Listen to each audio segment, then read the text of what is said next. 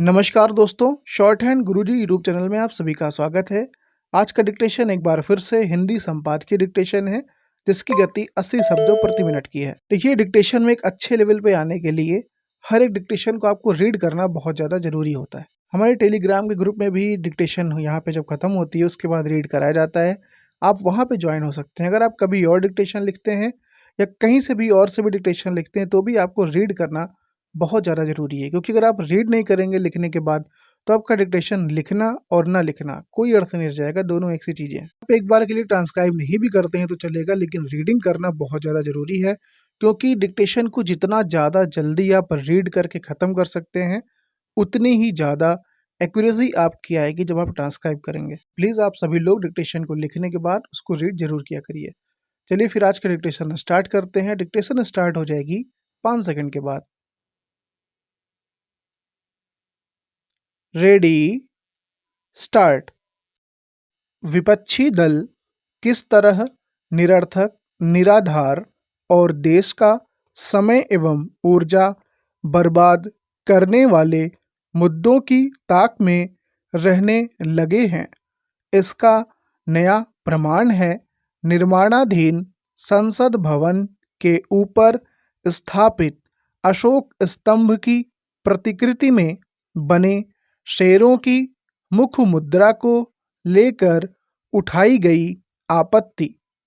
पहले विपक्षी नेताओं ने यह प्रश्न उछाला कि इस प्रतिकृति का अनावरण प्रधानमंत्री ने क्यों किया, जब उन्हें यह पता चला कि इस अवसर पर लोकसभा के अध्यक्ष और राज्यसभा के उपसभापति भी उपस्थित थे, तो वे ऐसा कुछ खोजने लगे जिस पर आपत्ति जताई जा सके।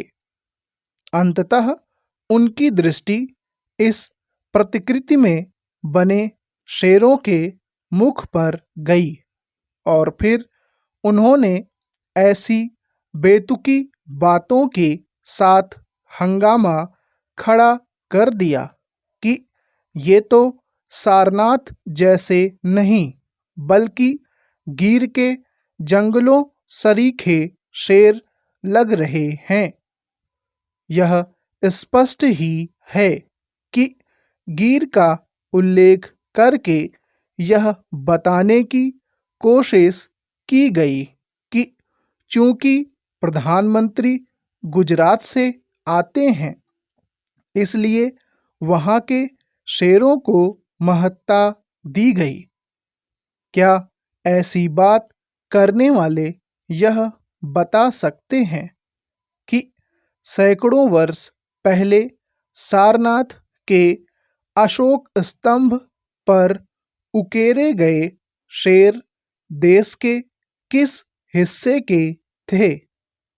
समझना कठिन है कि इस साधारण से तथ्य की अनदेखी क्यों की गई कि यदि मूल कृति की प्रतिकृति कहीं अधिक बड़े आकार में बनाई जाएगी तो उनमें कुछ न कुछ अंतर दिखना स्वाभाविक है।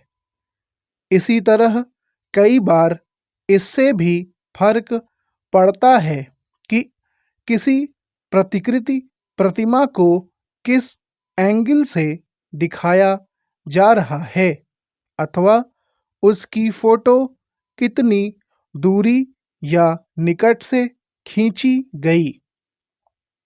इससे हास्यास्पद और कुछ नहीं कि एक विपक्षी नेता ने यह भी भांप लिया कि सारनाथ के अशोक स्तंभ वाले शेरों के चेहरे पर सौम्यता दिखती है, लेकिन संसद भवन में स्थापित प्रतिकृति वाले शेर आक्रामक और आदमखोर प्रवृत्ति के दिख रहे हैं।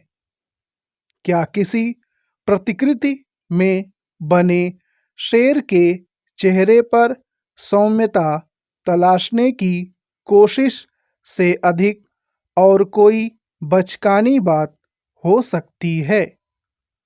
यह गनीमत ही रही कि हंसते मुस्कुराते शेर दर्शाने की मांग नहीं की गई। भले ही ऐसी बचकानी बातें करने का उद्देश्य प्रधानमंत्री पर निशाना साधना हो, लेकिन इससे कुल मिलाकर राष्ट्रीय प्रतीकों को भी जानबूझकर विवाद का विषय बनाने की मानसिकता ही उजागर हुई। इस मानसिकता का परिचय उसी समय से दिया जा रहा है जब से नए संसद भवन के निर्माण की पहल की गई। यह किसी से छिपा नहीं कि पहले किस तरह नए संसद भवन के निर्माण को अनावश्यक बताया गया और फिर किस प्रकार बार बार अदालतों का दरवाजा खटखटाया गया। यह काम केवल इस ईर्ष्या के कारण किया गया ताकि प्रधानमंत्री नरेंद्र मोदी को नए संसद भवन के निर्माण का श्रेय न मिलने पाए। स्टॉप।